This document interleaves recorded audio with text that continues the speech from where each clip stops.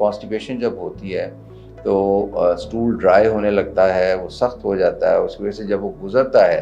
تو زخم کرتا جاتا ہے، اور یہ ایک اور مسئلہ اس میں پیدا ہوتا ہے کہ جب وہ زخم ہوتا ہے یا جب وہ وینز رپچر ہوتی ہیں یا وینز جو ہیں وہ پھٹتی ہیں تو اس سے وہاں پہ ایک مقامی سوزش یعنی انفلیمیشن شروع ہو جاتی ہے۔ اب اگر آپ بہت زیادہ اسپائسی فوڈ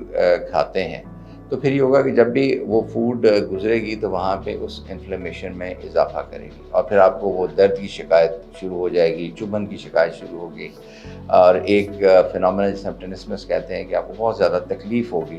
موشن پاس کرتے ہوئے۔ تو اس لیے ضروری ہے کہ ہم 2 مرحلوں میں اپنی خوراک کو تقسیم کریں۔ ایک تو یہ کہ اگر ہمیں قبض کی شکایت ہے تو سب سے پہلا ہمارا کام یہ ہے کہ نیچرل طریقوں سے دواؤں کے بغیر اپنی قبض کی جو ٹینڈنسی یا رجحان ہے اس کو ختم کریں، اور اس کا واحد طریقہ یہ ہے کہ فائبر بڑھائیں، ریفائنڈ فوڈز کم سے کم استعمال کریں،